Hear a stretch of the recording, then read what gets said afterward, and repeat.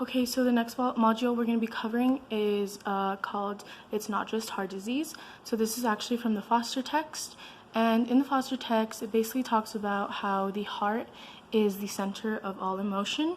So, which makes sense because more symbolically, like whenever somebody says like I have a broken heart, it has like our heart obviously has like medical reasons, but also when we describe our emotions or stuff like that, it's usually coming from the heart, you know what I mean?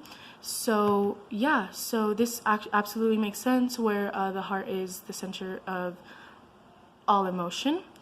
So yeah, although death is a very ugly and mortifying thing, authors use this as a way to kind of show the emotion because it is the center of the heart.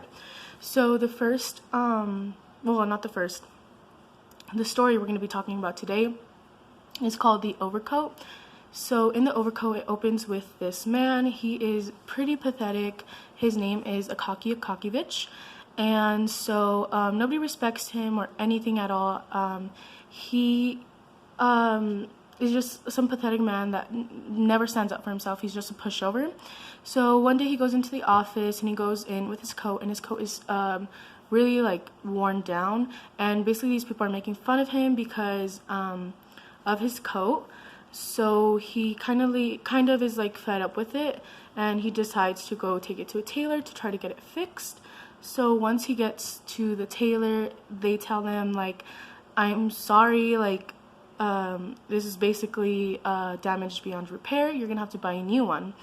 So he gets there and he's like, well, I don't know about that because he doesn't make a lot of money. And so he just decided, okay, I'm gonna save up for it, and I'm gonna when I save up for it, I'm gonna come back and I'm gonna buy it.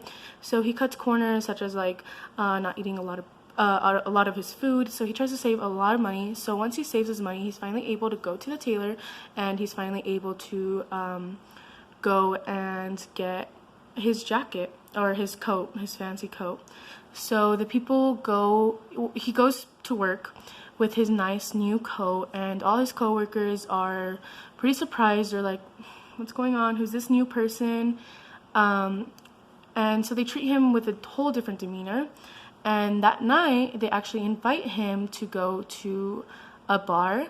So he goes to a bar, and he wears his nice coat because obviously you're gonna wanna wear your nice brand new coat to go out on a night with your friends, even though they're like bullied him before.